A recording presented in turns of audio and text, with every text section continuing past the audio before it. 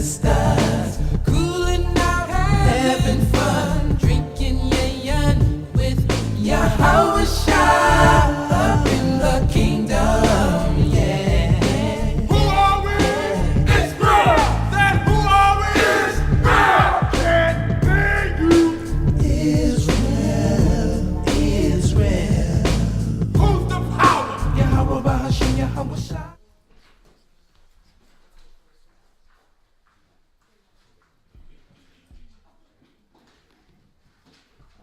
Okay, oh, we're not? We are? Oh, shalom, Israel. Shalom! Welcome to class again this Sabbath with the Israelite School of Biblical History and Practical Knowledge. We're going to go ahead and do our little announcements real quick, and then actually see if anybody has any questions. So, right now, our locations, it still haven't changed that, right? We need a thumbnail, Shawashna, for an updated thumbnail for the class locations and class times. But y'all know the deal. It's for, truthfully, it's for the new people that tune in or new brothers and sisters that log on. We need a little updated thing on there. But we do have class in Houston, Virginia, Rochester, San Antonio. So if y'all want to get classes, of course, we're of course online, but if you're in that area, come join us. Check out Mashaba's Blog Talk Radio. It's The Heater. Also, check out our YouTube channels. 5 Minutes of Wisdom, The Hidden Truth, the Israelite Media Corps. Check out the kids class. All these things are beneficial to what is needed for your family, household, brothers and sisters. So please help out with that. Get the digital flyers out there. All right. We have the Feast of Purim coming up on Monday, March 14th, Tuesday, March 15th. So 2 days. All right. So we will not be having class Tuesday the 15th. All right. We will not be having class. We'll be here feasting. If you're local, come join us. All right. Let me see here. Of course, the important one that we're getting ready for is the Passover celebration, April 17th. All right, and that's what we're doing all this for. The sisters are busy. They're going to be busy till now till the Passover. Okay. All right. The money for the garments, I know y'all get it in little by little, and I keep reiterating to the sisters that that's happening as y'all get it. So just a reminder, get it in. What else up here? All right. So Israel wear right now is on pause for any outside garments because they're working on the garments. But you know who is not on pause? Chosen Creations, all right? And y'all don't have any links up there, but yeah, we do woodwork, we do metal work, and we get some images up there to show y'all what we do. We do woodwork and metal work, and we do jewelry, stuff like that. Man, we're trying to, any little way to add, to help out, you know what I mean? That's what we're doing. The takeover. Any way to help out, we're just trying to come up with things. So, just another way. Once again, nobody's giving $1,000 alms and tithes every month. You know, it happens, but not every month. You know what I mean? And let me say this: everybody that's given to the Passover, the water, because we need it. All right, everyone that is going to give, we appreciate it. It will help, right?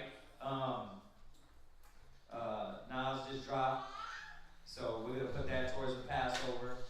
Whatever y'all give, it's to finish paying the location.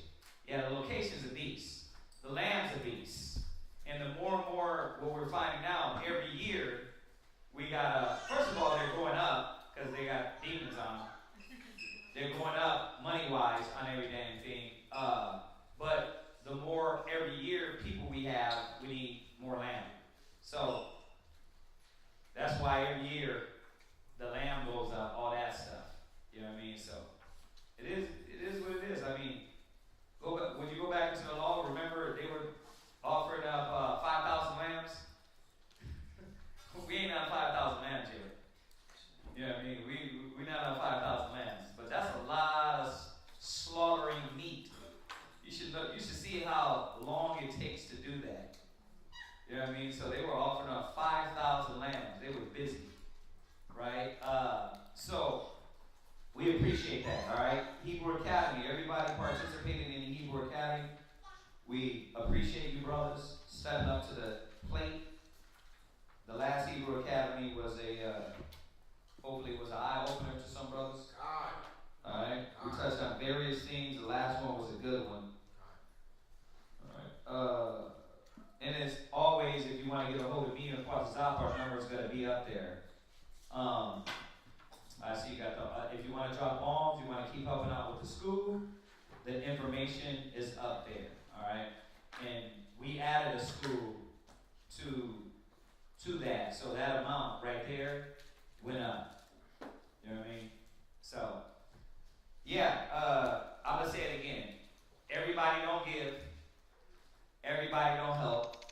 But the ones that do, keep it rolling. You know what I mean? And sometimes it's like that. Alright? Other than that, does anybody have any questions on anything before we go into tonight? Yeah. And then, a question on Ephesians chapter 2 and verse 2 regarding the prince of the power of the air. go ahead. Ephesians chapter 2 and verse 2. Wherein times past ye walked according to the course of this world. Right, so it's given us in the verse the answer also. We walked according to the course and the power of this world, right? That's what it said? Go ahead. According to the prince of the power of the air. Right, so in the substance of the scripture, it's already telling you what it is. Well, so read it again. Wherein in time past, right, ye walked according to the course of this world. So we did what in the past? Walked according to the course of this world. Right, now, that right there is the key point to tell us what the prince and power of the air is. Right? So, first of all, what is after the course of this world, what does that mean? Not following, not walking after commands. True. What does it mean to walk after the course of this world? Anybody got a scripture? I gotta start doing this more often, right? She knows. Right? Let's go to, it's basic. 1 John 2 verse 15. So we can understand what the prince and power of the air is. Or excuse me, it's actually going to tell you both, but I want to get this part where the course of this world. Go ahead. 1 John chapter 2 verse 15. Love not the world. Right. Neither the things that are in the world. Why? Read on. If any man love the world, Go ahead. the love of the Father is not in him. So why? Why is the love of the Father not in him? Why not to walk after the world? Read. For all that is in the world. Right. So this is the course of the world. Read. The lust of the flesh. Read. And the lust of the eye. Read. And the pride of life. So the course of the world is all these carnal things, right? When you walk after the course of this world, you're walking after go back. Go ahead. Read that again. Wherein in times past ye walked according to the course of this world. Right, so now we understand what the course of this world, the lust of the flesh, the lust of the eyes, the pride of life, right? Go ahead. According to the prince of the power of the air. Right, so the prince of the power of the air, right? What is that talking about? It just told us, right? Who taps you in to the lust of the flesh,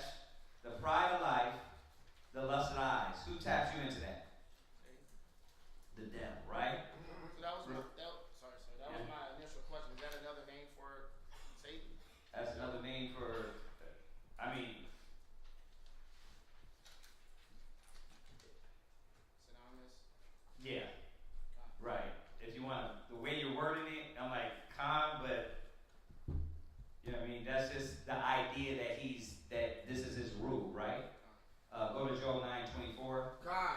And then go to, go to Job 9:24. Read that. Job chapter 9, verse 24. Uh-huh. The earth is given into the hand of the wicked. It's 1 Corinthians 4:4. I was thinking about after this. Go ahead. He covereth the faces of the judges thereof. Right. So the earth is given into the hand of the wicked. So who's running the world right now? The prince and power of the air, right? He taps you into the lust of the flesh, the pride of life, right? So it's his time, right? Wickedness is ruling in the earth, right? Right. So the earth is given into the hand of the wicked. Go ahead. He covereth the faces of the judges thereof. Right. He covers us up, right? He covers righteousness up, right? Go to 1 Corinthians 4:4. 1 Corinthians chapter 4, verse 4. Mm-hmm. For I know nothing by myself. No. Maybe it's 2 Corinthians. Yeah, 2 Corinthians 4:4. Just talking about who the prince and power of the air is. We know it's this wicked. It's the earth is given into the hand of the wicked. He's running the earth now, right? And what does he tap you into? He taps you into the lust of the flesh, the pride of life, the lust of the eyes, right? Go ahead.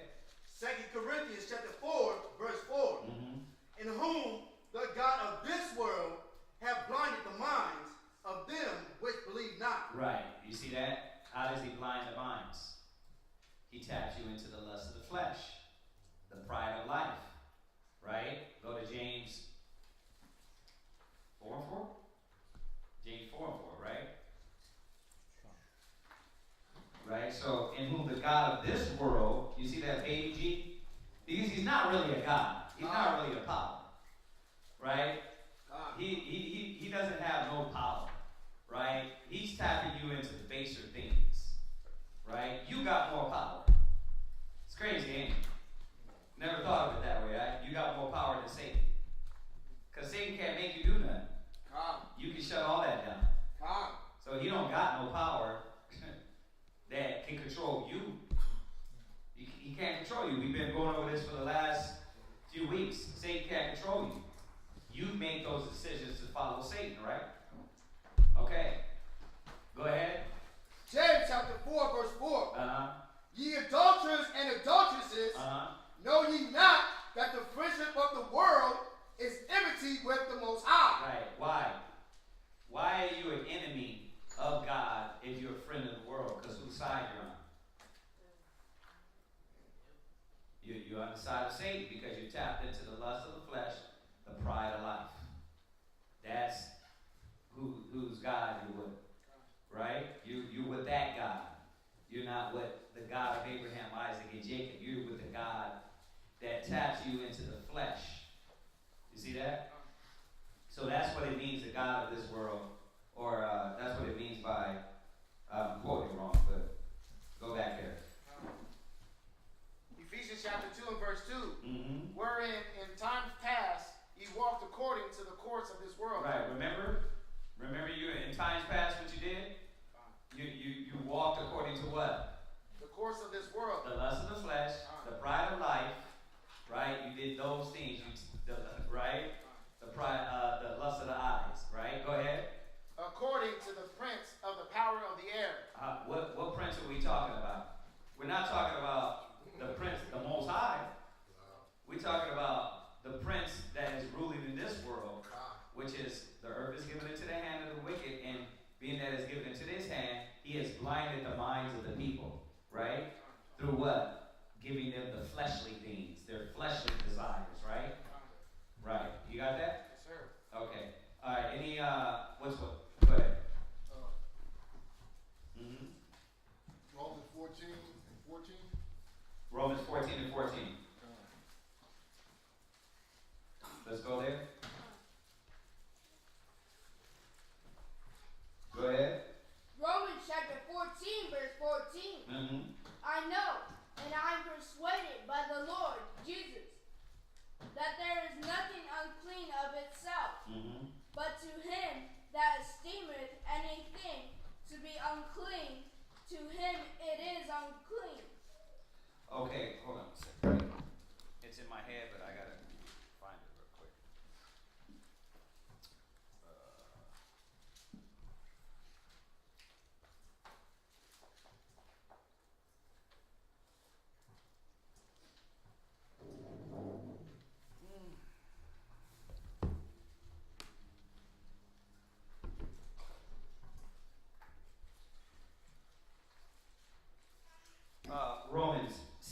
7:1, real quick. So his question, we're going to read this question again, one more time. I know, and I'm persuaded by the Lord Jesus, right, that there is nothing unclean of itself. Right, so remember, who is Paul talking to? Because Christianity would say, okay, see, this means that there's nothing unclean. You can eat whatever you want to eat. Right? Okay, you can partake in what you want to partake in, right? Well, who was Paul talking to? Read Romans 7:1. It's going to tell us. Romans chapter 7, verse 1. Know ye not, brethren, for I speak to them that know the Lord. Stop. I what? I speak to them that know the Lord. So, when he says there was nothing unclean, what was he talking about in? Righteousness, according to the law. According to the law. So if I go in your house, do I expect to eat dookie on your table? Why? It's not even an equation that is so ridiculous. Even like my example is like, why would you say that, right? Well, I said that because to show you how it doesn't even come into mind about eating something that disgusting. When he spoke to us in the law, it didn't come into mind that he was talking about pork because we knew that wasn't even food. That's not even to be consumed. The reason why we think it's consumption is because they told us it's food, but it's not food. You see that? So it never came into mind because when he was talking to them that are the law. So that's not even an equation if those are foods. So let's take that out of our mind. If you thought he was talking about the unclean things as far as pork, shrimp, crab, lobsters, right? Turtle. Huh? Turtle. Right. Louisiana stuff, turtles, roadkill, all that, right? Oh, nobody roadkill. Turtle. No? Gator, yeah. We found out that brothers be in Texas, roadkill. Excuse me, y'all. All right, so let's go back to the scripture now. So now that we know he was talking to them that were in the law, so what is he talking about then? Right? So read it again. I know, and I am persuaded by the Lord Jesus, that there is nothing unclean of itself. Right, because there is nothing unclean of itself, because the Most High made the things in the law to be what? To be clean, right? For us to consume, partake in, right? It's not unclean of itself. Go ahead. But to him that esteemeth anything to be unclean, Right? to him it is unclean. So, if we look at something that is defiled, right, and we say, well, this is filthy, then you're not going to mess with it, right? Because already in your mind, you know it's wrong to deal with, right? It's unclean to deal with. Go ahead. But if thy brother be grieved with thy meat. Right, so what is the point here? He's talking about brotherhood. He's talking about your actions offending someone else. See, a lot of times we think the Christians think that this is talking about food. It ain't got nothing to do with that. He's talking about what you're doing, how it affects the next man, right? The next person, right? Because people are not conscious of that, right? That what they do, how it can affect other people, right? Right. Go ahead. Now walkest thou not charitably. Right. So do me a favor, Rock. Give me somebody else to read because I need it to be a little more fluent. All right. Good job, but let me get that. Let me get the 15. Where we at? Romans chapter 14, verse 15. Right. Let me get the 15th verse again. But if thy brother be grieved with thy meat, now walkest thou not charitably. Right. So, now, it's using meat, right? But let's talk about replace that word meat for actions, right? So if you partake in something and you're doing something and your brother is being affected by that and you're not acknowledging that he's affected by that, then you're walking not charitable. You're not walking with love, right? I know the brother Nas is on a meat fast, right?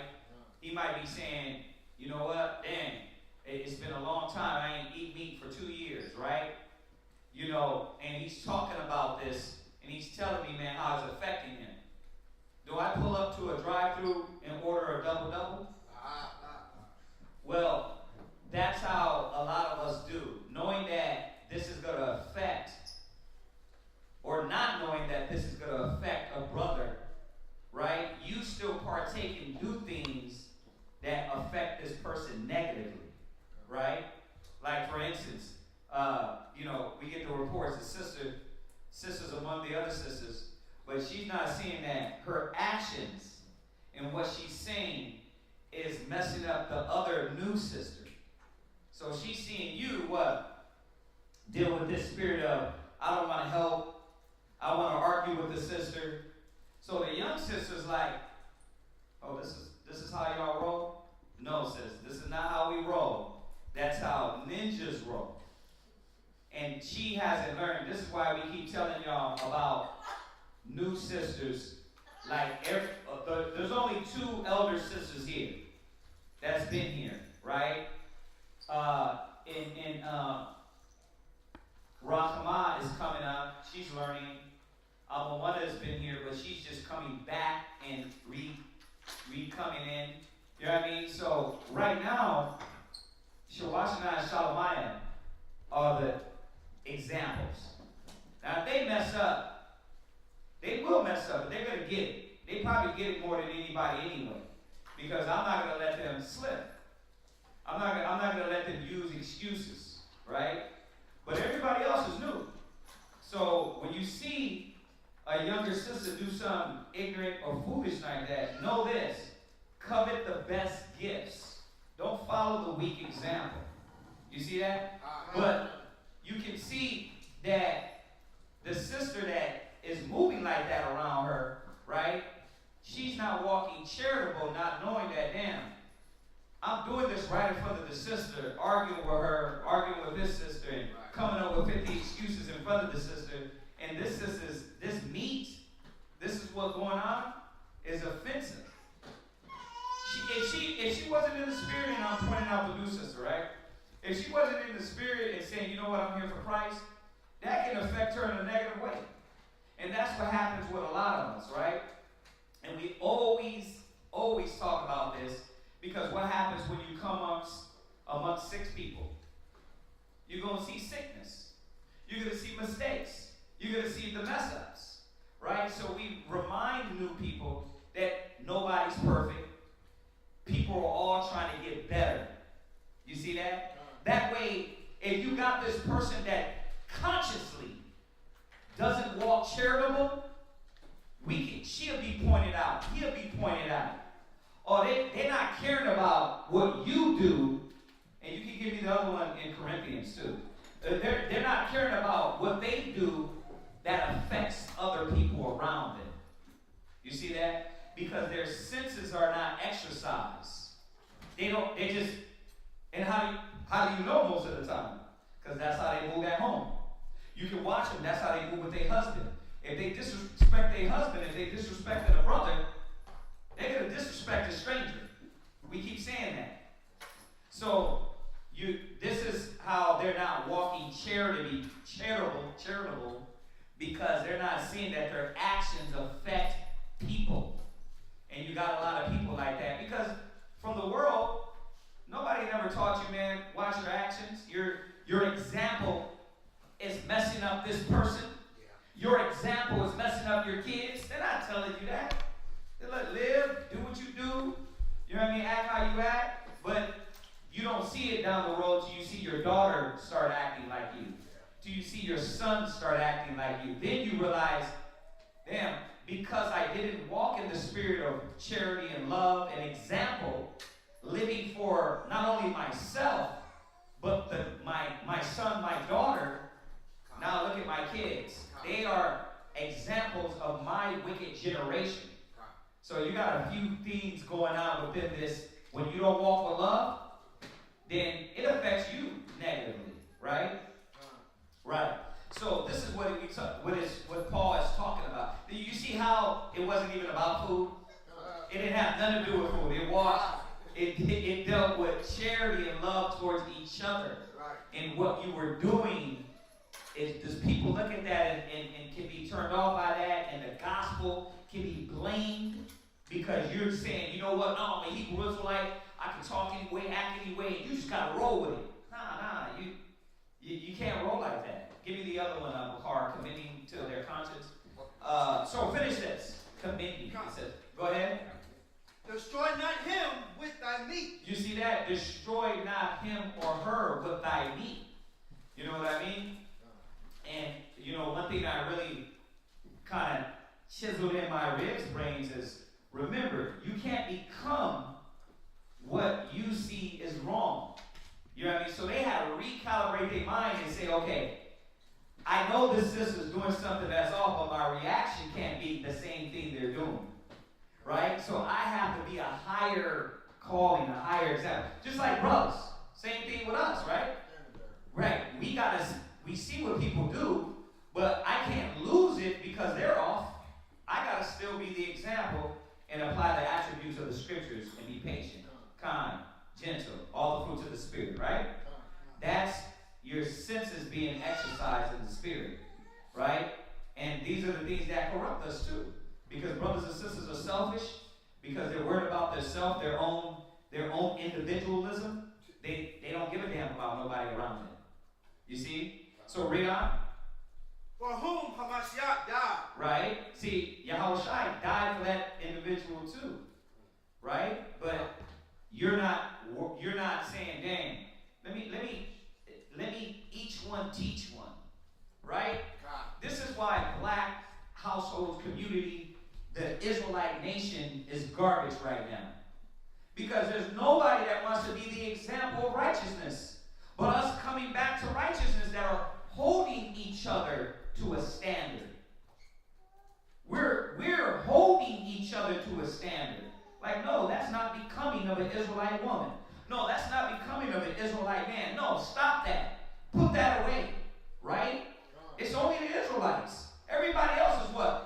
Do what you like, do what you feel. Now, that being said, it's hard because what? Nobody's perfect, and you got to give people chances, right? So you got all those other variables within there that you constantly have to deal with. You see that? You got to forgive them and help them move forward. But what about when they're rebellious? Yeah, but a person gets rebellious, you can't just cast them off just then and there. You got to check them, correct them, right? And then help them move forward, right? Whether it's hard or whether it's soft, it's still, you got to help them in those ways, right? So, but you see how what happens when people are not walking charitable? It's chaos, it's confusion, it's discord, it's negative, because nobody's saying anything, nobody's talking about it, nobody's holding each other accountable, right? So Paul is saying, man, in the spirit of the Most High, look, y'all got to watch how you're rolling because you're affecting the next man, right? Go ahead. Oh, read on. Verse 16. Uh-huh. Let not then your good be evil spoken of. So you can be, this is the thing, and this is my favorite scripture to my ribs, is that you can be doing so much good, but once you slip, right, that's going to be used against you. So what does it mean? You got to be on top of it. You got to be constantly checking yourself. You got to constantly doing what it says in 2 Corinthians 13:5. Let a man examine himself whether he be in the faith. You got to constantly be checking yourself to make sure you're on point. You got to be accepting correction, accepting advice. How do you think any of us got to the level we're at? You think Chaazaqya got to this level of officership without being checked? Hell no, he's constantly getting checked. Brothers have to constantly get checked, but see, that's where growth is, right? He that received reproof, a wise will humble, he will hear, and then what's happening? He's purging off the insufficiencies, right? And that's what makes you better. But what happens? A person that's not walking charitable, they're most likely don't give a damn about what you're telling them when you're correcting them. Most likely. Because why? They're the ones that their feelings always get hurt when you tell them something. They breathe hard and they get all irritated and I don't feel like and I come up with 1,000 excuses. They're the same person that will do anything, any way around somebody and not care. Damn, that new sister just came in and look what I just showed her. Instead of strength, I could have showed her, I showed her weakness. You see that? So, what is he coming back and telling us? Let not your good works be evil spoken of. Keep a good track record, right? Keep growing in the spirit because that's what the Most High wants. Go ahead. For the kingdom of the Most High is not meat and drink. Right, so let's bring it back to the food. If it was about food, will you be willing to give it up for your brother? All right? Now, let's bring it back to what he's saying. He's saying that it's not about these carnal things. It's not about your little carnal pride, your ego, right? What is yours? What is this? It's not about that, right? But that's what you think it's about. Think about it. What is the kingdom of heaven with all the riches, the power, rulership, authority, right? All these things, well, we still robbing each other. That the kingdom is going to be paid in gold. Well, why are you chipping away at the gold streets and shooting somebody for their riches? Because you want to get richer. That's what's going to happen. I always say, you hear me always joke and say, Pox said, is there a ghetto in heaven? We're like, no, there's no ghetto in heaven because what's going to happen? Take a look around. Exactly what is happening will happen in the kingdom of heaven. Selfishness, I'm worried about my own. I got to get mine. I ain't worried about you. You got to do your own thing. Crabs in a barrel. I'm trying to get to the top by pushing you down. That's what will be in the kingdom of heaven. See, and all those things is when you look at the insufficiencies in us, look at what is going on with a lot of brothers and sisters. They're selfish. You know what I mean? Sisters say, I got a report of sisters in the car in front of her daughter talking about she can't deal with the kids. And I'm thinking like, what the? I'm like, how your kid is in the car with you? What is wrong with these women? What's wrong with you? Like, you're not seeing that your kids, your daughter's listening to that and instilling in her what? You don't love me. You don't love my brothers and sisters. You don't love none of them. See, it's selfishness. A lot of black, Hispanic men and women have. What? I think it's the same as when a mom speaks about someone else in front of their kids, and then it gives that kid the perception. Yeah. I mean, y'all know about that. Your daddy ain't none. He ain't no good. But then you back with him next week. Right? So if he ain't no good and you keep dealing with him, you ain't no good. But you see, that's what the kids are picking up. And you're not walking charitable and looking at, dang, I'm affecting people. So he's telling us, remember, the kingdom of heaven is nothing without us having these qualities within us. It's nothing. Right? If there ain't unity, brotherhood, and love, it's pointless. It's just a big kingdom, like a big mansion that you see it, right? Rap stars, movie stars, a big mansion, but what? They got a small circle, right? Because they can barely trust them, right? Go ahead. But righteousness. You see that? Read. And peace. Read. And joy. Right. In the right. Holy. Go ahead. In the Holy Spirit. Right. Righteousness, peace, and joy in the Holy Spirit. So where are we at in Corinthians? You find out? You want 2 Corinthians 4 and 2? 2 Corinthians 4 and 2. Let's go there. Which one you got? 1 Corinthians 8 and 9. Okay, I think that's, hold on a second. I think that's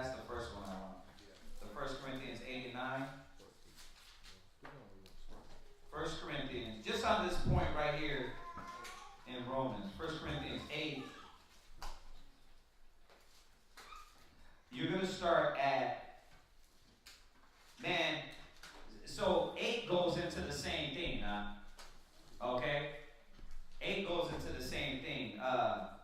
So read that, 8 and 1. 1 Corinthians chapter 8, verse 1. Right? Now as touching things offered unto idols, Right? we know that we all have knowledge. Right? Knowledge puffeth up. Right, and that's a big problem with Israel, especially Hebrew Israelites. We focus in so much on the information as opposed to walking in the character of the information. So, we want the breakdowns, we want the knowledge, but then when it comes to holding the standard, we're not there because, and that's why you see a lot of brothers, sisters that are puffed up. Christ said, or it says in the scriptures, going about to establish your own righteousness, right? And that's just through knowledge. So knowledge puffeth up. Read. But charity edifies. Yeah, but love. Remember, this charity is speaking of love, right? Because love, in the context of that, you will be giving to the next brother or sister when you have the Spirit on you, right? So knowledge doesn't do that. An educated person doesn't do that. You know what I mean? And that's what people don't understand. Just because you're educated, that doesn't make your integrity or your moral standard up to par. Actually, a lot of educated people are more corrupt, right? So charity edifies, right? Go ahead, read on. And if any man think that he knoweth anything, right? He knoweth nothing. Right? You see that? So when you get to this level of thinking, oh, you have attained and you have so much knowledge, really you got to realize that you don't know nothing. Right? That keeps you what? Humble and brings you back down to earth. But a lot of us, we get the breakdowns. I know I'm a Hebrew Israelite. I know the white man's going into captivity. And then you just like, no, I'm good. It's like Zion was telling me today. How you come to class and trying to tell the teacher how to do things? It's the same thing, but that's what Israel does. Right? Because why? They got a few YouTube things under their belt. But you look at their life.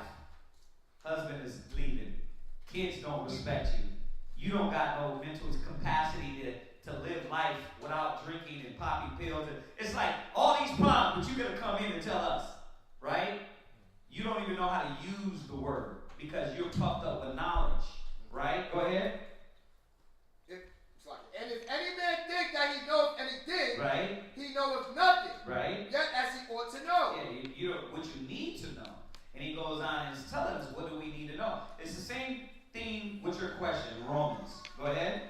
But if any man love the Most High, right, the same is known of him. Right. If any man love the Most High, then you're known of the Most High, meaning that the Most High acknowledges you. Right? You don't go about to establish your own righteousness. The Most High acknowledges you. Right? Go ahead. As concerning, therefore, the eating of those things right, that are offered in sacrifice unto idols, go ahead. We know that an idol is nothing in the world, and that there is none other power but one. Right. So, once again, he uses this symbolism of what? Eating things unto idols, right? Yeah. We know that there's no power in that. There's no power in the statute, right? I always use the analogy, you know how when you go to the Chinese food spot, Buddha sitting in the front, right? You ain't even acknowledging Buddha. You walking right past that for the buffet, right? Right. So to you, you're like, see, conscious-wise, to you, you know, I'm not worshiping Buddha, right? But somebody technical might be like, bro, you see Buddha at the front. You see what this place is representing. Why are we going to go here and eat this? Now, that's a whole level of extreme, but it's like that sometimes. Right? So, this is the analogy that he's using. So, we walk in this buffet, but Buddha's right there with the incense burning and everything. Do you stop and bow to Buddha? No, but somebody somebody might be with you, and they might be thinking, damn, bro, you didn't just see Buddha's incense lit? You didn't see him at the front door? We're going to eat in here? This is crazy, man. Where you at, bro? Right? So this is what he's saying. Go ahead. For though there be that are called powers, I got to jump ahead a little bit on that. Go ahead. whether in heaven or in earth, Right. as there be powers many, Go ahead. and lords many, Read. but to us there is but one power. Right, because we don't give a damn about Buddha, Hindu, Hare Krishna. We don't care about the fake Jesus. We know the truth, right? Okay, go ahead. The Father, Read. of whom are all things, and we are in him. Read. And one Lord, Read. Yahweh Shai HaMashiach, Read. by whom are all things, and we are by him. Read. Howbeit, there is not in every man that knowledge. Yeah, everybody don't have that knowledge. You might get with that new brother, and he's overzealous. You know what I mean? He's ready to go for war, right? He's super Hebrew Israelite, right? Go ahead. For some with conscience of the idol unto this hour, Right. eat it as a thing offered unto an idol. You see that? So he might be thinking you walking in this place eating to this idol. Or you should have been on it, brother. This whole place is defiled. Buddha's in the front, right? That will be his conscience. So it goes back to what it was talking about if the meat, right? Go ahead. And their conscience being weak is defiled. Right? Read. But meat condemneth us not to Commendeth. But meat commendeth us not to power. Right, but meat, meaning that if I eat steak, the Most High ain't gonna be like, man, he's humble. Or you know what? If I fast from the burgers, he ain't like, oh, that guy right there, man, he's no meat guy, right? That don't commend us or give us over to the Father yet. Last precept on 7. Last precept on 7. Go ahead. And their conscience being weak is defiled. Right. Did we read that already? Okay. Jump up then. Verse 7. Read it again. Howbeit, there is not in every man that knowledge. Right. There is not every man that knowledge. Right. Everybody doesn't have the knowledge that we're going to this buffet and we ain't bowing to Buddha. Right. Some might think we're going into this Chinese place and Buddha itself defiled the food and everything. Right? We have the knowledge of one true God, but this young brother, he's thinking like Buddha just defiled this food. I don't want to go in here. Right? Go ahead. For some with conscience of the idol. Right, but him with me, the new brother, his conscience is looking at the idol. His mind is looking at this idol. Right? As we go into the buffet. Go ahead. Unto this hour, eat it as a thing offered unto an idol. And some people do that, right? Like if I go in here, I'm going to be eating to this idol. Right? I'm not going to partake in that. You know what I mean? So, bro, could we go somewhere else? Because I'm not eating. This Buddha just defiled everything. You see that? Because his conscience is young, right? But overzealous. But you can say, well, he got a point, right? But does he? I mean, does anybody do that? Buddha's of no consequence. See, but that's what you understand. But that brother you would, what are you going to do? This is the whole thing. It's going to tell us. Go ahead. And their conscience being weak is defiled. See, their conscience being weak is defiled. Go ahead. But meat commendeth us not to the Most High. So he's showing us. We know that if we walked in that buffet, or we left the buffet, it ain't going to make us more righteous or more wicked. Right? What is going to make us righteous and wicked? Read. Neither if we eat, Read. are we the better. Right? You see that? Y'all get the analogy he's using, right? The parable form he's talking in, right? Food. But he's using this food to show us about how are you doing, why are you doing things that affect your brother, right? Your sister. Go ahead. For neither if we eat, are we the better. Read. Neither if we eat not, are we the worse. Right. So you see that? So if we went in, we're not greater. If we restrain, we're not greater. Right? Go ahead. But take heed, Right? lest by any means this liberty of yours become a stumbling block to them that are weak. That's what it's about. You see, it goes right with 14 and 14? It goes right with it. See, because now I'm watching the next brother's conscience. So what is this about? Is it about food? No, it's about love. We're around each other. And what we do affects the next brother or sister. Right. So you got to be conscious of what you're doing. That's what this is all about. Right? Israel loves to tell stories. But literally, when I say that, meaning parable forms, right?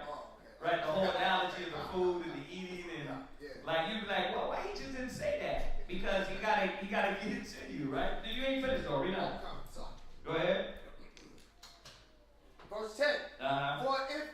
For if any man see that which have knowledge, right, sit at meat in the idol's temple, right, shall not the conscience of him that is weak be emboldened, right, to eat those things which are offered to idols? You see that? So what I'm doing is my example going to get this next brother or sister to do something that's off or out of the spirit. You see? And that's why I was saying earlier about using our example. What happens to that sister that's among you, right? And the sister's like, oh yeah, sis, you can do it like this. She said, no, I don't want to do that. Well, you can do it this way. No, but I got that. But, oh, you know what, sis? Don't worry about it. We got it taken care of, right? Her example just showed what? She only cared about herself. She didn't care about the people that were saying, this is the moment. This is the moment. Defining your charity and love and humility. She didn't care about that. She thought, what? No, I got to stand bold for myself. Why? Because I got to come up with 50,000 excuses because I really don't want to do it. It's going to take me out of the way. I got this, that. Right? But who did she affect doing all that? That young sister, right? Go ahead. And through thy knowledge shall the weak brother perish. You see that? Now, what happens if you got a weak zeal among you? A weak person with a weak zeal among you, what do they do? Weakness follows weakness. Well, now I see how when I get built up, when I'm in that position, I'm going to come up with 50 excuses. But what about the ones that are showing you how to really fight for charity, love, commitment, dedication?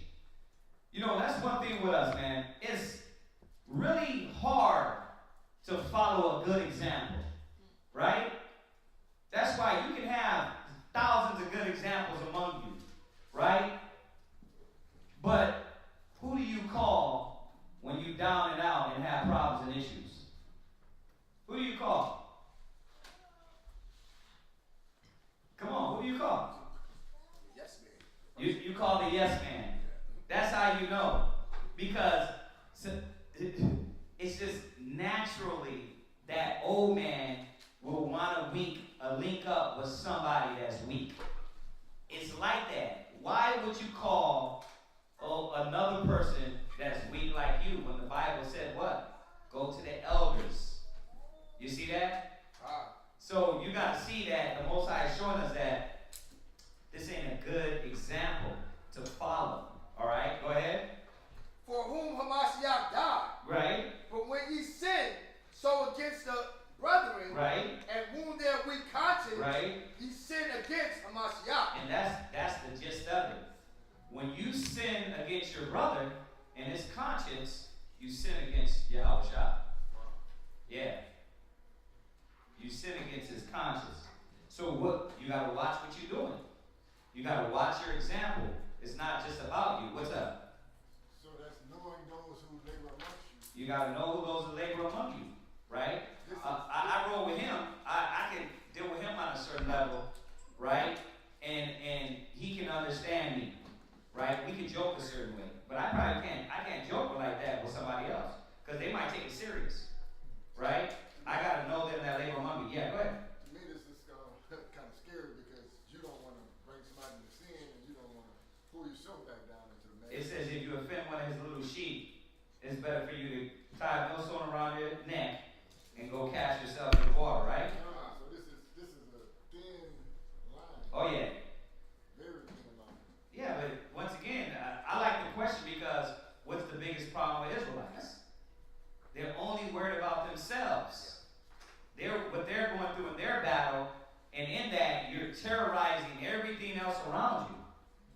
not conscious of it, and you're burning down everything around you, and everybody's being affected by you, right?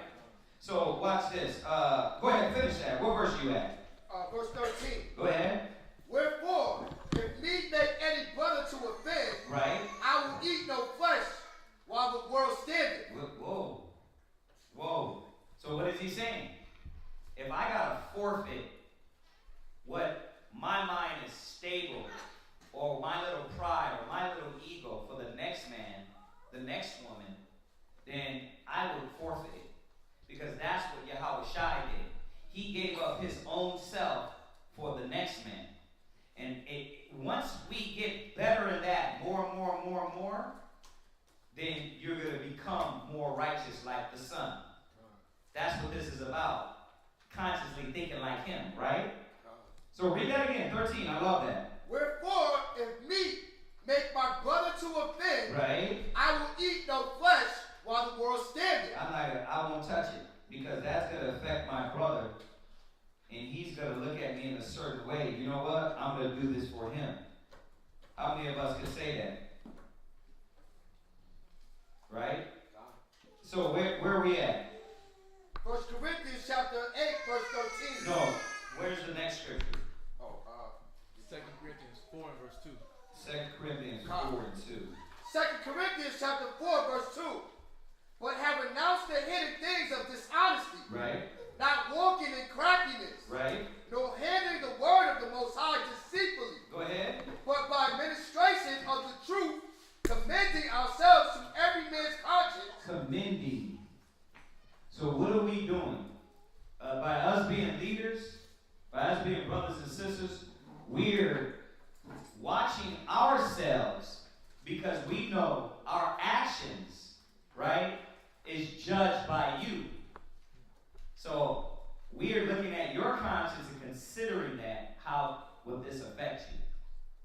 We're commending, right, meaning giving ourselves over to your conscience, right? That's what Paul was showing us in the Spirit of the Most High. And we know Yahushua did it, right? He did that all the time. Right? Go ahead. By administration of the truth, commending ourselves to every man's conscience in the sight of the Most High. In the sight of the Most High. So you get that? We're supposed to be doing it for the next man's conscience. Y'all get that? How's that? Go to 1 Corinthians 10:33.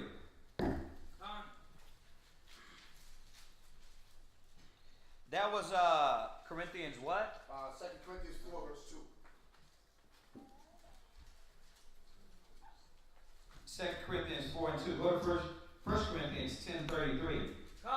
1 Corinthians chapter 10 and verse 33. Go ahead. Even as I please all men in all things. Go ahead. Not seeking mine own profit. Right. So you read one thing, don't be a men pleaser, and then you come back and say, I please men in all things. He's talking about two different things. Right? Consciously, we're doing it towards the Most High. This is what he's talking about. So he said, I please men in all things, meaning what? That I'm looking out for y'all, right? I'm looking out for the next man and the next brother and sister. That way my actions don't be a deterrence from them or stunt their growth, right? So we maybe about a year and a half back, we made a mistake and we let a new brother that was he was on the border of in and out anyway, give a ride to another new brother, right? And the new brother that gave him a ride was always on the internet, always with internet questions, always in this mind state about whether to submit to the gospel or whether this knowledge or that knowledge can be engrafted. That brother, he gave him a ride, the other brother never, ever came back. I hit him up, I'm like, what's going on, man? He was just like, I'm battling a lot of things.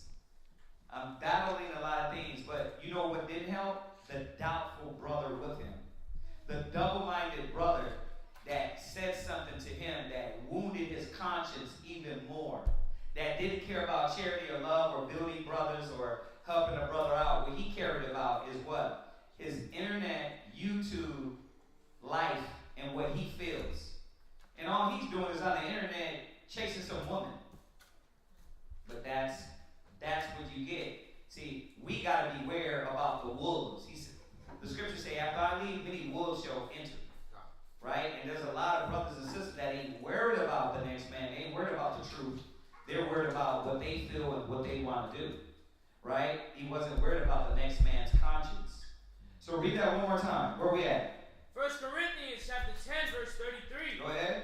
Even as I please all men in all things, Go ahead. not seeking mine own profit, but the profit of many. Right. You see that? But the profit of many. So what are you doing? Who are you around? Right? Are you aware of your kids, your family, your household? Are you aware of your daughter, your sons? Right? Are you aware of these things and how it's going to affect them? You rolling with that, brother. Is that joke feasible? Right? What we're talking about, is it feasible? Is this going to affect us and build strength? Is it going to iron sharpen iron? Or am I feeding this brother weakness? Right? What? Right. Even I remember when Rochester came down, when they first started coming around, it was certain music that we want to play around the young brothers just to give them a negative effect. You know what I mean? We would keep it something like, the truth music and not throw on some, Drake or something to where, they were still young. So we was conscious of, how it would affect them. Right. And their growth. Right. Yeah, because the simple fact is this. Like, when you got somebody new coming out of the world, what's still pulling them? Things of the world.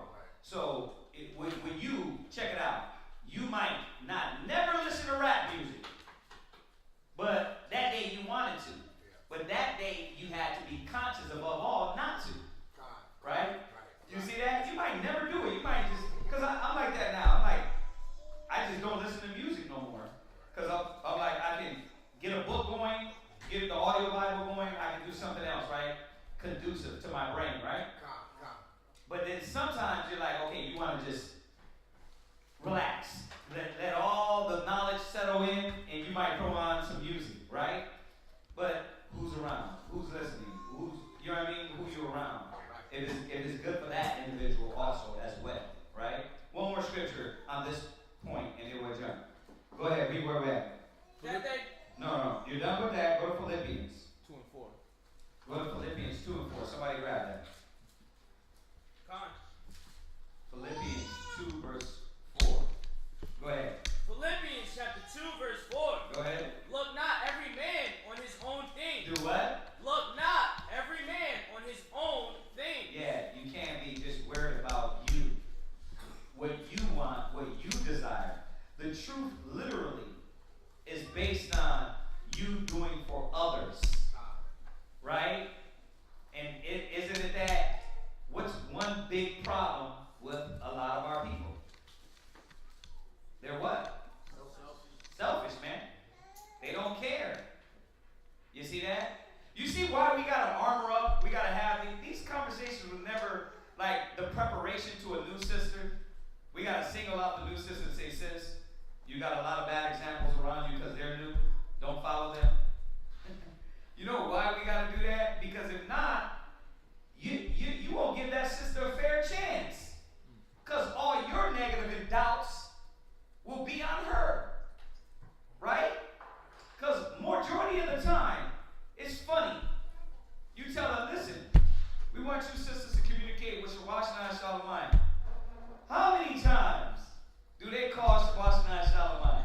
Usually they call who? The yes sister. They call the sister that what? Got an attitude and a vibe like them. No, she got a shitty attitude too. I'm gonna ride with her. You know what I mean? Yeah, she's disgruntled and out of order too. Then me and you rock together. Right? It's like that. You know what I mean? And I'm gonna roll with that sister. Why? Because she's just like me on the inside. The scriptures say, can two walk together, at least they agree. So when it gets to Chaazaqya and Shalom, 3 sisters later. Right? And it ain't, by the way, y'all, it ain't because she likes you more. Oh no, it's because she can't vibe with the sister. No, is because she's from the world, and the worldly attributes are more attractive to her than the spiritual. Then a sister sitting down with her and going through like, listen, sis, this is the proper way. This is the right way to do it. Or brother, you see that? That's the way it is. You know what I mean? So we got to understand that. And the ones that give a damn, the ones that really care, you do what we keep telling sisters to do. Send her to somebody that can help her. Sis, I hear what you're saying. Brother, I hear what you're saying, but this is the brother you need to talk to about that. You know what I mean? I knew myself. Literally, brother, I'm battling the same thing you battling. You don't want to talk to me. You know what I mean? I'm trying to overcome these demons. Go to this sister. She's doing a little bit better with that, right? Go ahead, read where you at. Read it one more time from the top. Philippians chapter 2, verse 4. Look not every man on his own things, but every man also on the things of others. Go ahead. Let this mind be in you. Go ahead. Which was also in Christ Yahushua. You see that? That was in the mind of Yahushua. I'm looking out for the next brother, the next sister. You see? So, hopefully that answered your question, huh? Okay. Any other questions? Any other things? Yes, ma'am. The question I had for you the other day. Which one? About how do you keep moving forward when you feel like you just can't go forward anymore? Like, well, for me, working a lot, doing a lot of the hours, and then not making it to classes because I'm so tired. I just want to know maybe some scriptures to push that can help me push through it. Let me put together a class on that for you. Is that cool? Instead of just 2 or 3 scriptures and jump into the next point. Because that's something in its entirety that I think will help out everybody. You know what I mean? Continually going. You wrote that down? Right. So continually going. Any other questions? Quick ones? No? Okay, so anything online? Anything online? I gotta remember we're back online. Well, we're not online so much, so sometimes it be moving like we're not online. So Mama asked a question. What's that? Is there such thing as over praying? She's been told she prays a lot, but honestly setting prayers for herself and others. She was told she prays too much? Yeah, that's dumb as hell, whoever told you that. Let's go there. Go to 1 Thessalonians. That I don't know why a person would tell you that you're praying too much. Man, some people, bruh.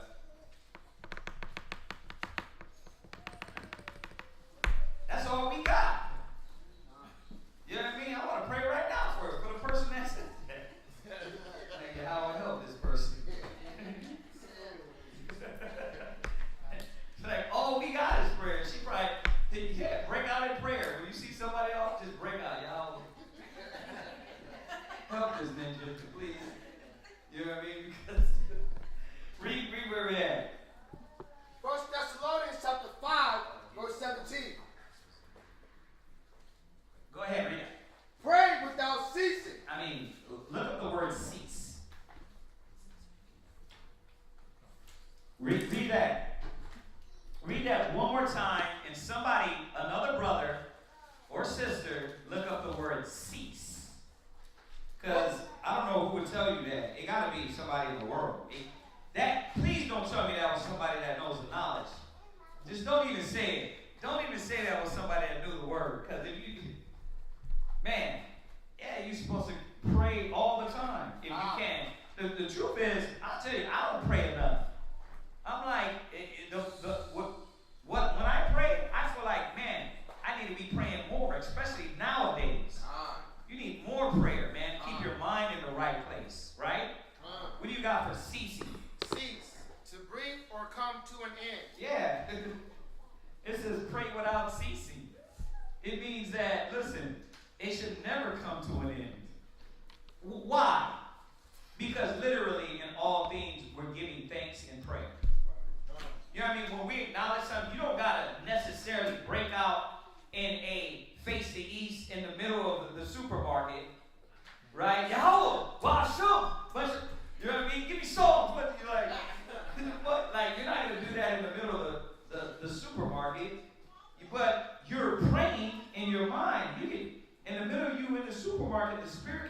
something, and you could just break out in a prayer in your head.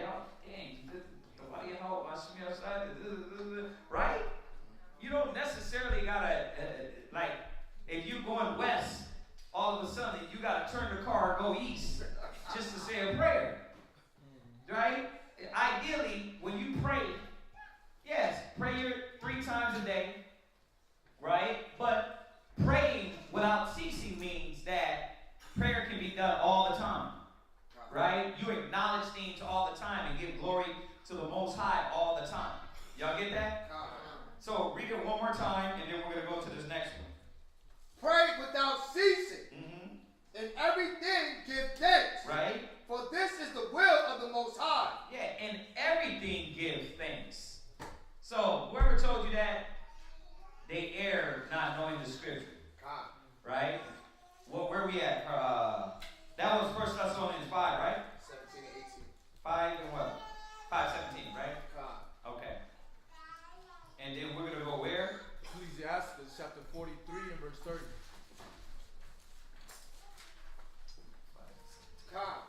Ecclesiasticus chapter 43 verse 30. Right. Ecclesiasticus. Wait till they get it. Go ahead. When ye glorify the Lord, exalt him as much as ye can. For even yet will he far exceed. And when ye exalt him, put forth all your strength. Right. No, give them half-ass, unspirited prayers. Put forth all your You're strength. supposed to put forth all your. It don't supposed to be Yahweh. Yahweh's shy. Oh no. Bust my right? Like y'all supposed to put forth.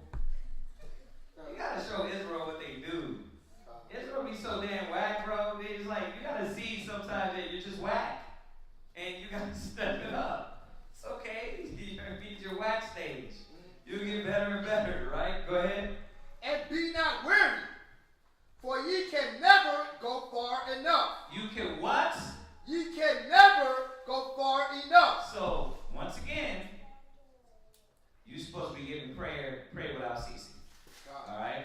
So, that's, whoever told you pray too much, that's weird. Right? What else? Anything else on there? Right. Okay, so if that's it, let's touch on a few of these things. Let's talk about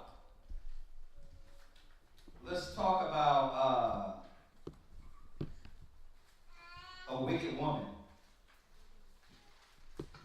Let's go into a few scriptures about a wicked woman, because I think sometimes sisters don't realize that you're being a wicked woman. Right?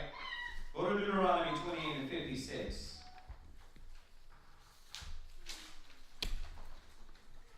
Somebody read that real quick. Deuteronomy 28:56. Loud will power. Deuteronomy chapter 28, verse 56. The tender and delicate woman among you, Go ahead. which will not venture to set the sole of her foot upon the ground for delicateness and tenderness. Go ahead. Her eye shall be evil toward the husband. Right. So, one thing, why we always touch on this scripture, while I touch on it when we deal with the curses. This is a curse of Deuteronomy, right? You read down in 68, says you're going to go into Egypt with slave ships, right? We always go here. Well, it's a curse because at one time, the black and Hispanic women were tender and delicate, right? And not just in looking, because you still got tender and delicate looking women nowadays. This is talking about how they were in nature, right? And that's been stripped of you. The curse said, because thou servest the Lord not with joyfulness and gladness of heart, that all these curses were going to come upon us.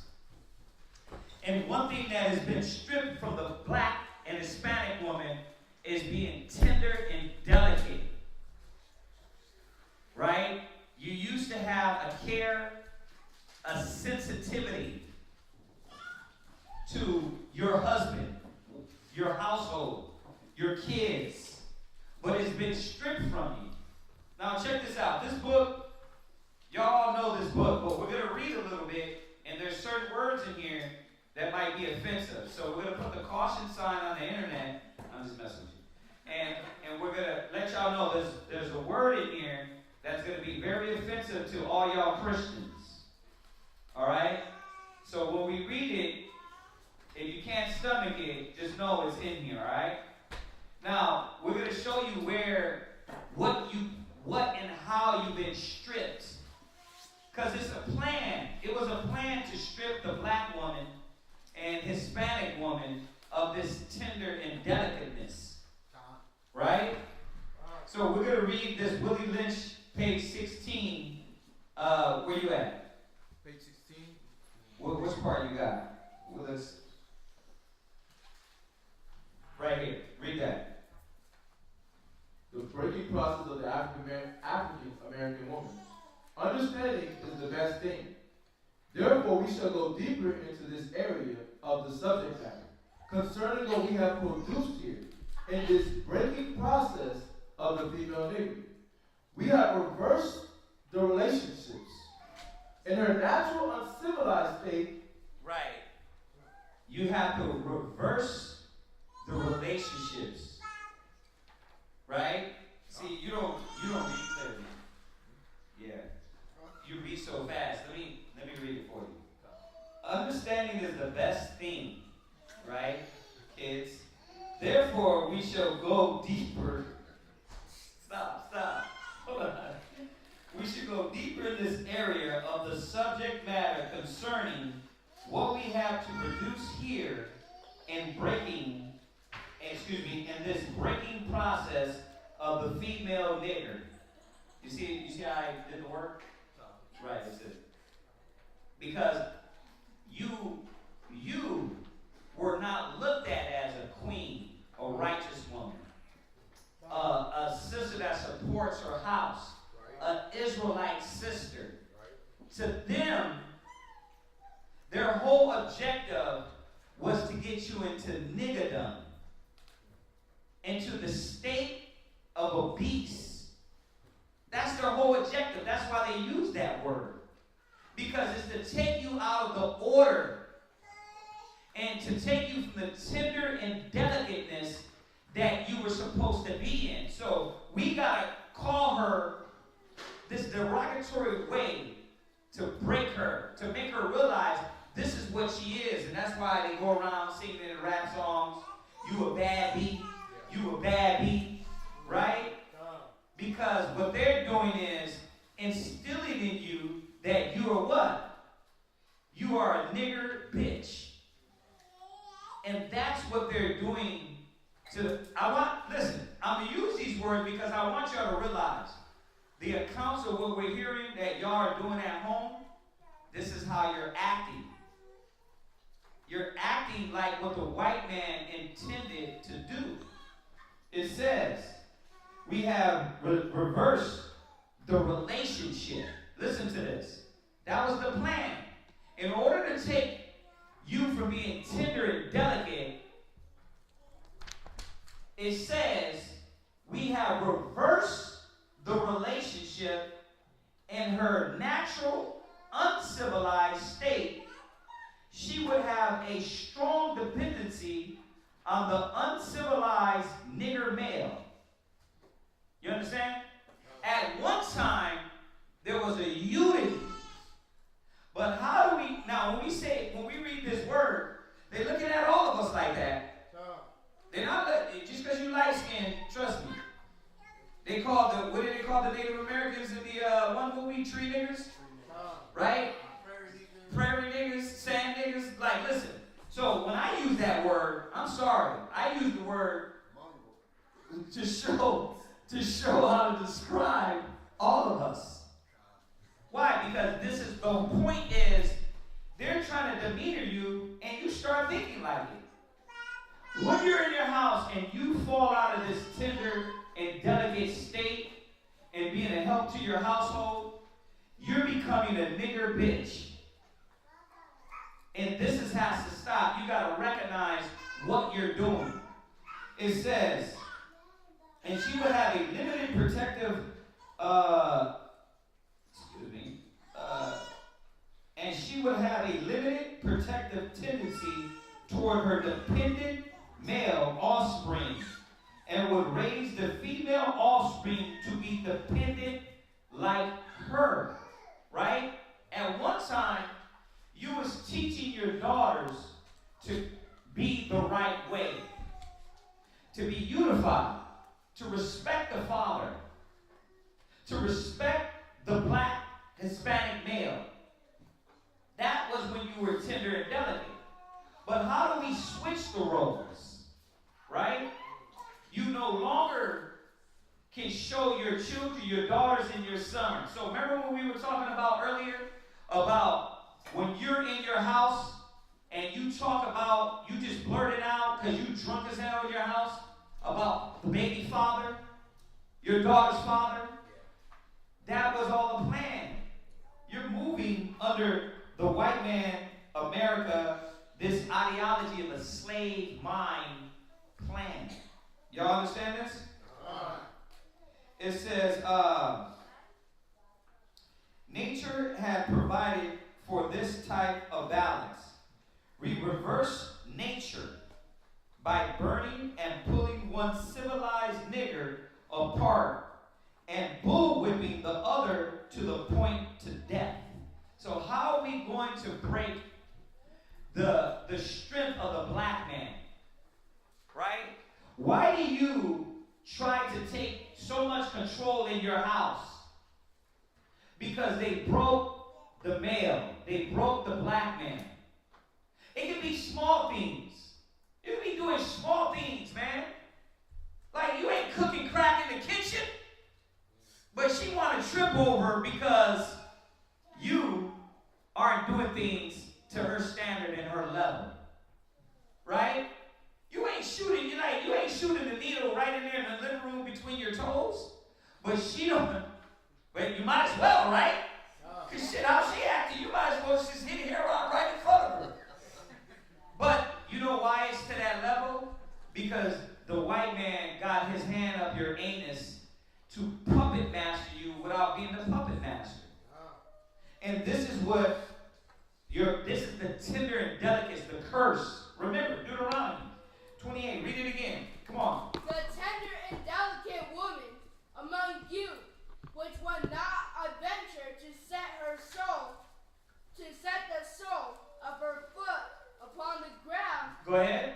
For delicateness and tenderness. Go ahead. Her eye shall be evil toward her husband. So how did we get to this point to where your eye is evil to every black man?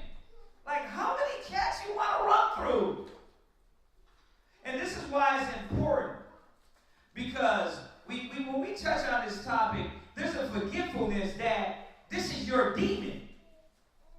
This is your demon. This is why you keep running from man to man. You should hear the reports I'm getting. You trying to tell me this is the guy you was committing adultery with and you trying to run him off too? Is this serious? Like flabbergasted. Like you don't got no chill. You don't got no chill. You ain't saying, damn, let me fall back and humble down because the Most High, how many men do I want to keep running through? Men after men after men after men. But you know why it's like that? Because you won't recognize the game that's been played on you and then the knowledge that's been given to you. Like it's telling you here, your eye is evil towards your husband. And it's not only towards your husband, it's every black man. Right? Guaranteed. Dump the nigga you would now, get the next guy and then what? It's going to take you about what? Good 2 weeks, 3 weeks, a month? And then you met him new and he loves you and then you guys are what? Broke up again a month after that? About a month? This is what it usually takes, right? This is about right, sis? Right. And you don't see that this is the problem, is that your decision making, right? And that decision making is causing the problem because you're moving off of what the slave master had set up a long time ago to motivate you. And that's why every little thing is a problem. That's why you're so frustrated about life and every issue and everything he does and where is he going? What is he doing? Are you his damn mom or his wife? But we're going to get into that. Now, it says her eyes shall be evil toward her husband, right? By her being left alone, unprotected, with the male image destroyed. So what did they do to the male image? Yes, the black man is broke. He's hurt. But what the hell are you doing to help out? Right? You know what I mean? You're always complaining about it, but you never support him. You're never like, baby, we're going to get through this. Oh, I think he's running to the white woman and the Chinese woman. Because they're more likely to say what? You know what? Don't worry. We're going to get through this together. We're going to do this together, baby. Right? But the black and Hispanic woman, what do? Right? And we know not all of them. What are we talking about right now? We're talking about a wicked woman. Right? So check yourself.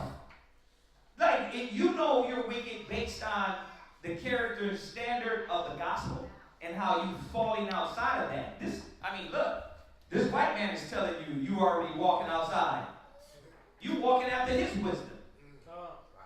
You walking after his knowledge. It says, by her being left alone, unprotected, with the male image destroyed, the ordeal caused her to move from her psychological dependent state to a frozen independent state. What? Cold. Right? I just ain't never going to find love. It's going to take me 30 more pipes to realize that. Dried up inside, I can't have no more kids, because why? I don't let everybody ran through me. And then I'm just going to be an old belligerent hag. You don't want to be that. We don't got to be that. We got to realize what the Most High wants us to do and come out of this knowledge that they gave us. Go to Job 10:1, just on this point about code. It's the spirit, because you know why? I didn't even read this, but look at how these scriptures, look at how I read these scriptures. The first point I touched on was bitterness. The first point I was like, brother, you got that, Willie Lynch? I was like, write down the pages. Did I not? I was like, write down the pages that goes into the woman. And I was already having the scriptures linked up. I didn't know it was going to link up with frozen. That frozen is that bitterness. You moving off that bitter estate. That cold estate that happened to you over and over and over again. That a lot of times, what happens? You cause. You want to blame everything on the man. You cause these things. By, first of all, listening to the enemy. Right? You need to come back and understand strength is in unity. Right? This is what I want y'all to say. Baby, we can do this together. Let me hear y'all say it. Baby, we can do this together. Let's try it one more time. Say it one more time. Baby. Not you, bro. Brother, not you. I'm talking to the women. You already saying that, right? The man is more quick to say that anyway. Sisters, one, two, go. Yeah. See, just like a white woman, huh? Now you're pure. Okay, for the internet, those are just jokes. Don't cut and paste this, all right? Job 10:1, read that. Job chapter 10, verse 1. Go ahead. My soul is weary of my life. Go ahead. I will leave my complaint upon myself. Read. I will speak in the bitterness of my soul. A lot of y'all thoughts and what you say comes from the bitterness of your soul. It doesn't come from a right place. It comes from the last two guys. It comes from your interaction of the three dudes later. It don't come from the right spirit. Y'all got to see where these spirits are coming from. It's coming from the plan the white man set down, mixed with your hurt and pain. Now you won't deal with the next guy the right way. But isn't the word supposed to put a difference between that? The word was supposed to change you and do what? Unfreeze that icebox. Rebuild a state of love. But you know why you can't love the black man no more? Because you don't love your damn self. It sounds, what is it? Cliche, but it's you don't love yourself. You look at yourself in the mirror and you're like, damn, I wish I had longer hair. And you realize, damn. I wish I was a little bit of this, a little bit of that, skinnier, a little more thick. And you realize, man, you don't like yourself. You give all your energy, man, to your work and your job. Well, what do you give to your husband when you get home? Huh? What do you give to him when you get home? Exactly what was instilled in you. Right? This doesn't supposed to be that anymore. You're supposed to have been woken and set apart and washed, and your mind state is supposed to be in another place. You can't come with this bitter spirit. Watch, James 3 verse 14.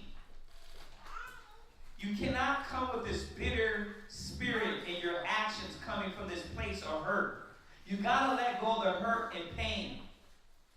It was all his plan. The white man, America, right? And they say, oh, the book is a fake. It was no such guy as Willie Lynch. Okay, but I guess the words ain't fake. The words ain't fake. It don't matter. Read, come on. James chapter 3 and verse 14. Go ahead.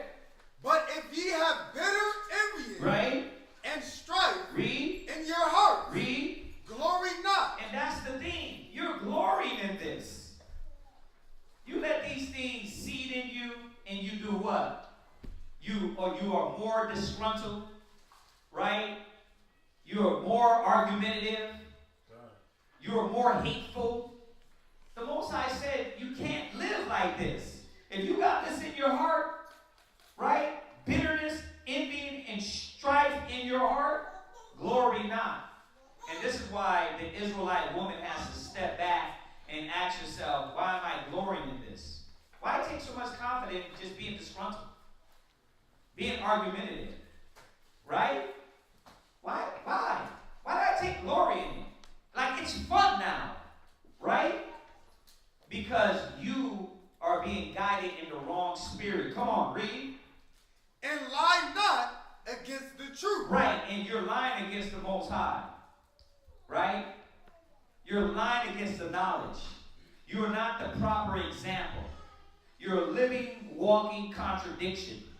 I want a good man, but when you get a good man that is trying to strive, he's not good enough. He's not moving fast enough. He's not better now. But have you looked in the mirror? It's like some of this I hear, I'm like, wait a minute. But this sister, she won't give this brother a chance, but she's trash. I'm like, you ain't giving this brother a chance to try. But have you looked in the mirror? Are you trying? You act like you 1,000, and he's just 1%. Come on, man. But that's that spirit of bitterness guiding you. It says what? This wisdom what? This wisdom descendeth not from above. Where does it descend from then? Well, let's go. Let's read on. It says, in this frozen psychological state of independence, she will raise her male and female offspring in reverse roles. Wow. Yep. The bitter envy, why your daughter becomes bitter and envious and disgruntled as hell. It's like, why you just born with that face? You're just born with that face, a disgruntled dang face.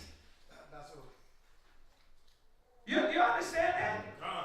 Where the Most High is trying to show us is that this plan worked.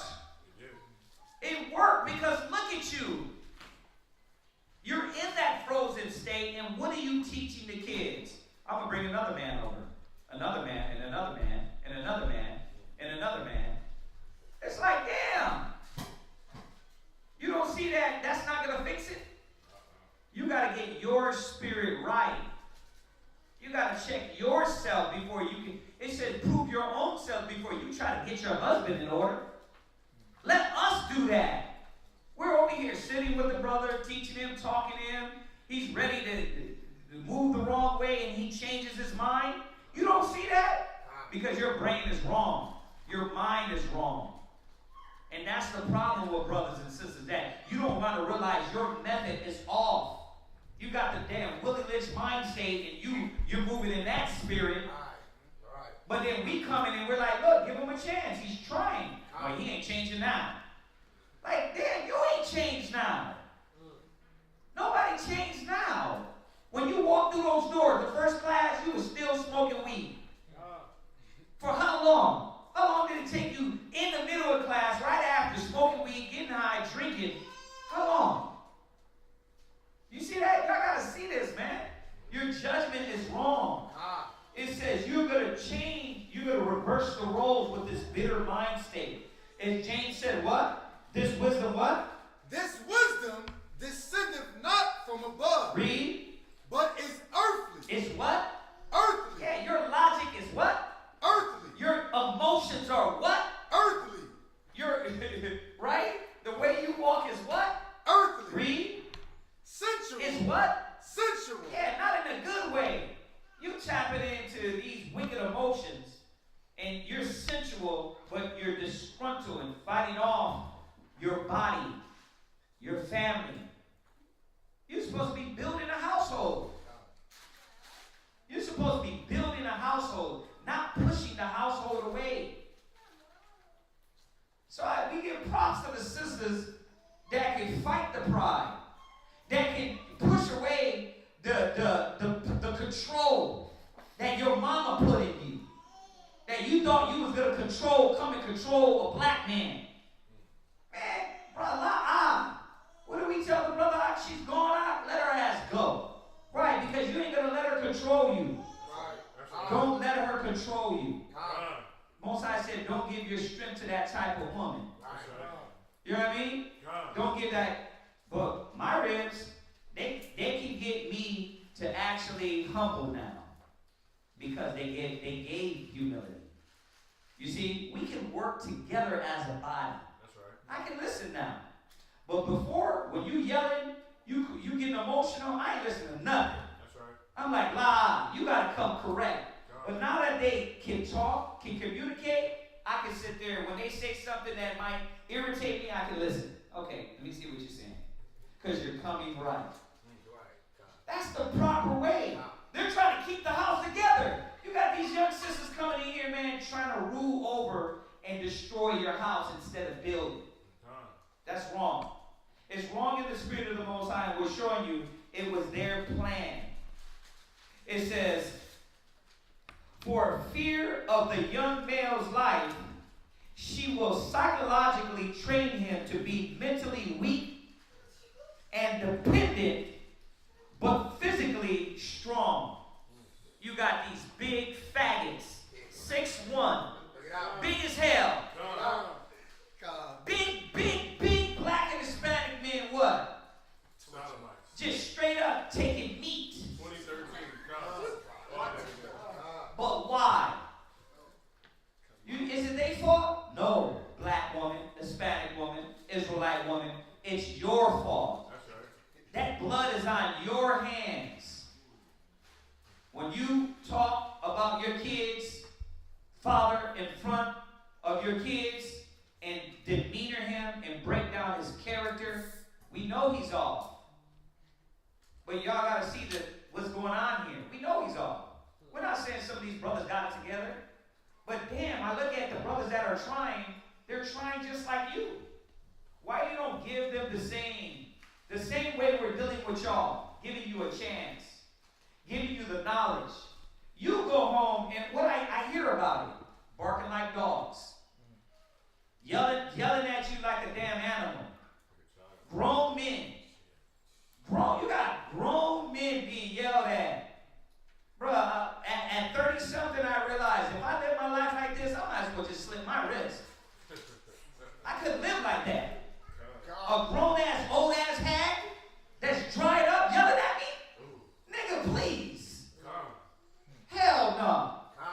no woman do that to you. But this is why the men gotta what? You gotta get in order. You gotta it gotta start with us. And y'all know that I'm not gonna switch it because y'all know y'all get it all the time. But you women, y'all gotta stop this. It says,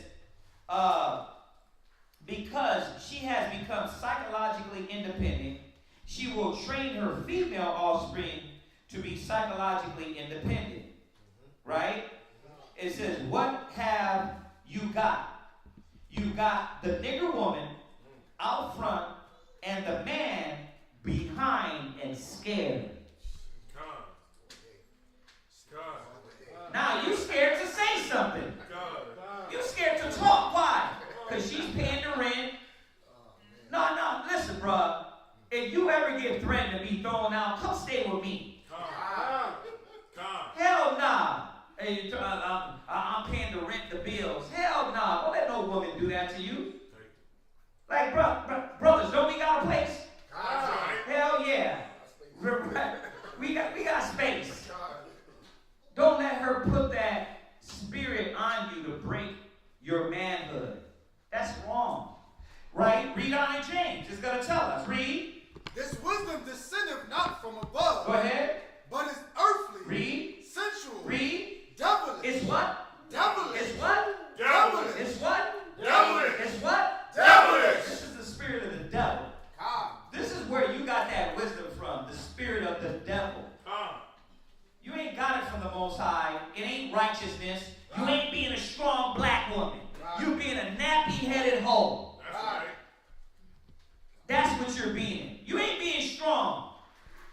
You ain't being independent. You ain't being, I can do this. You're being a nappy-headed nigger like they tell us you are. You want to be a Hebrew Israelite queen? You want to be a righteous woman? Well, come out of the niggerdom. That's the mentality that they put in the black and Hispanic woman. We got to stop this, man. We got to stop thinking that the power is only going to come through you. We need the women. But we need the women in order. You need the man. But we need the men in order, right? Okay. But thou that judges not thyself. Take the damn beam out of your eye before you destroy your husband and break his spirit. You should be looking at yourself and how many problems you got. You mentally damn want to kill yourself 1 week, but you can judge him. How does that work? Please, somebody raise your hand. Tell me. Some sister tell me. How does it work? You want to kill yourself one day, and the next day your insight is on point. You can see through everything now. It's like, it be tripping me out. A psychologically disturbed individual can't assess someone's psychological state. That's right. You have to get your estate right. And then if you did get your estate right, you would know that mind state, the bitterness, the envy, is devilish. Right? Read. For where envy and strife is, read. There is confusion. There's what? Confusion. Read. In every evil work. And that's what is in these households.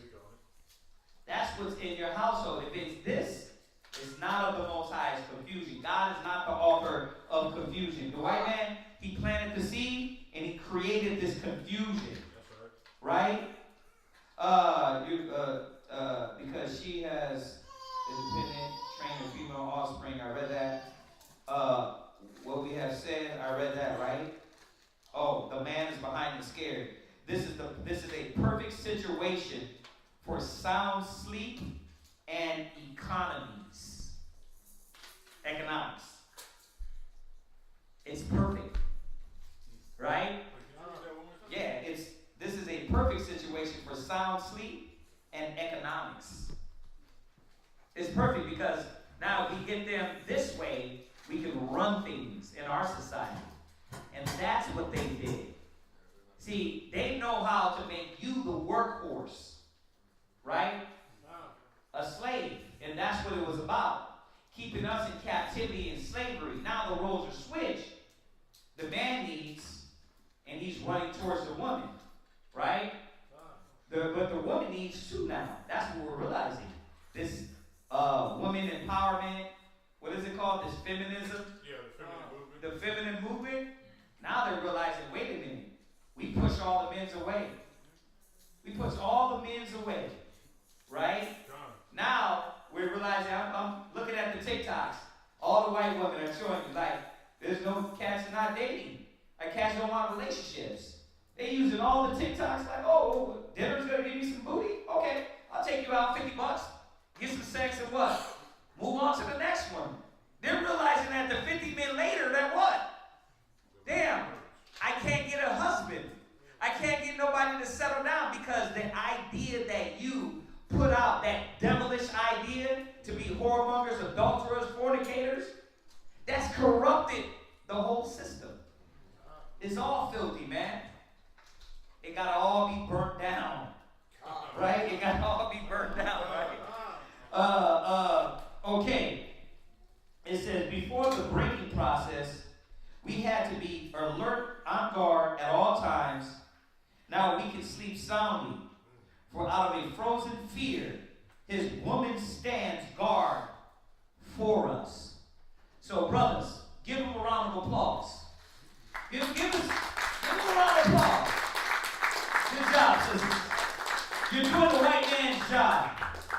You're doing the white man's job. Good job. Keeping a guard for him, making sure you got that brother on point, in order. You know what I mean? Breaking his spirit. You know what I mean? Next thing you know, he'll go get him a nice another nation. That's right. Right? He won't worry about our people no more. He won't worry about his kindred. He won't worry about his nation, his people. You know what he's going to worry about now? I just don't want no loud, disgruntled, out of order, disrespectful, bald-headed chick. I don't need that no more. I want to go get me someone with real hair now. No more wigs for me. Right? It's sad, man. You're doing the white man's bidding. You're doing Satan's bidding. Right? Go to James 4, verse 1. James chapter 4, verse 1. Read. From whence come wars and fighting, right, among you. Well, where does this war come from? I'm telling y'all, it's the Spirit that put this together. Where does the war come from? It comes from the puppet master. The so-called white man put this out there in the stratosphere, and he got your minds. And it's logical, isn't it? Psychologically, it's logical. It's like, well, he ain't paying the bills on time. Because what am I supposed to do? I got to break his spirit. Right? He ain't stepping up to the plate. I got to demeanor him and break him down. You know what I mean? What else is there to do? How about learn to be a help, to help him the right way? How about be a better reporter, communicator, deliverer? You don't got to always make him feel like he's crap to get your message across. Y'all got to see that this is the devil's plan.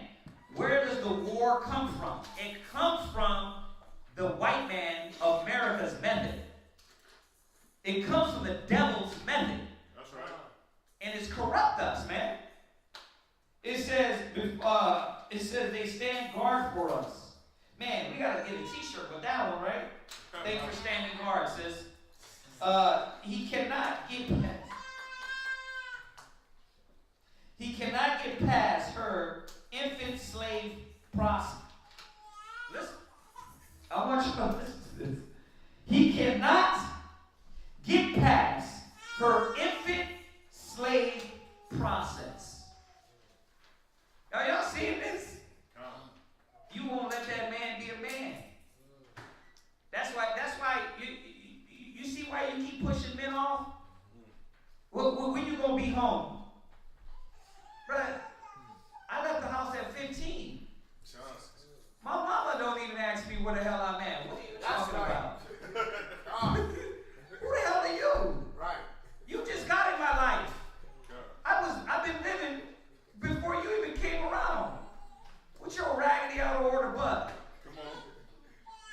see, y'all gotta see this, man.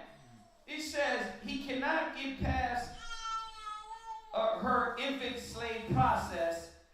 He is a good tool, now ready to be tied to the horse at a tender age. Right? It's like I tell my son, you gotta watch the woman characteristics that you smother your boys with.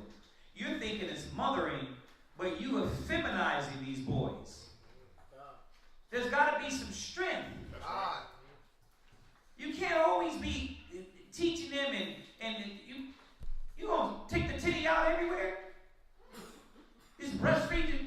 Like, no. And you know what I mean? I mean, you can't baby these boys. You know what I mean?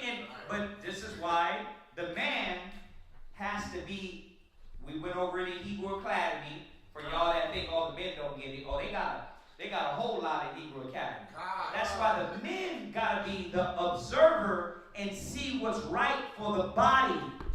He's got to gain responsibility.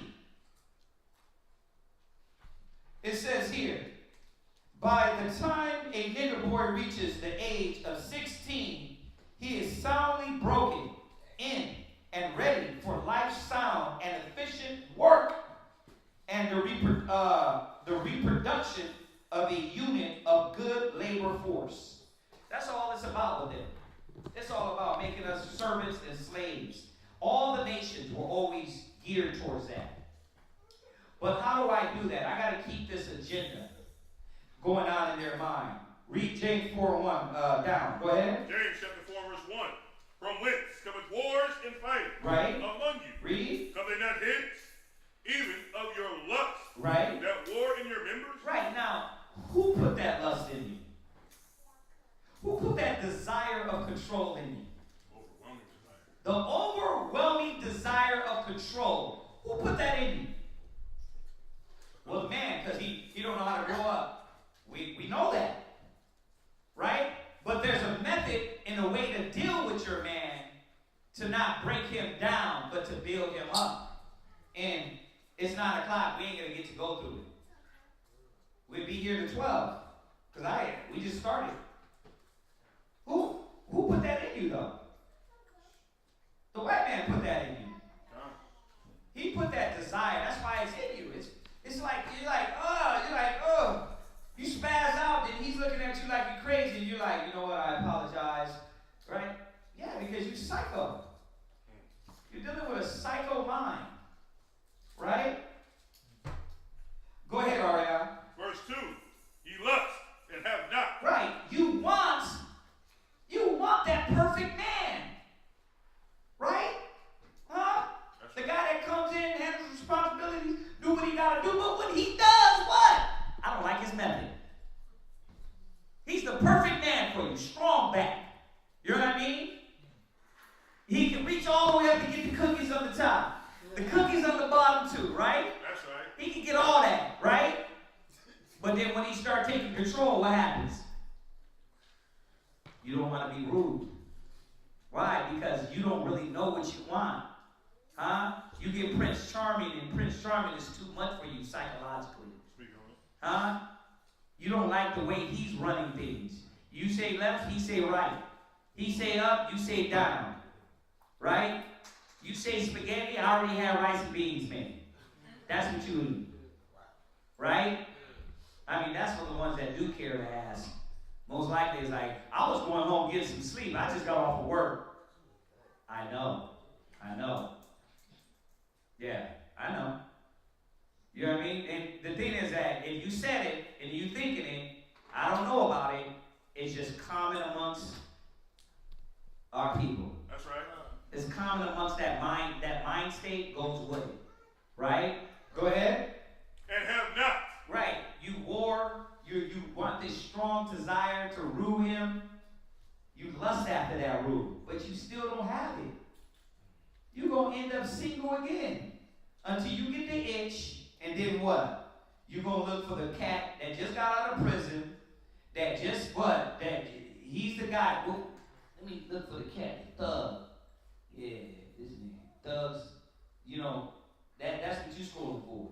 No, I need that man that can handle this. Handle what? Handle 50, 11 demons? No. Handle this means I want to have sex with him. But he doesn't know how to take responsibility. I don't know how to take responsibility. So what is he handling? He's just handling your little scrunchy ass body. Right? That's all he's doing. Physical work. Right?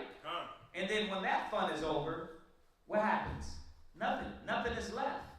You see how the lust of the world doesn't get you nowhere?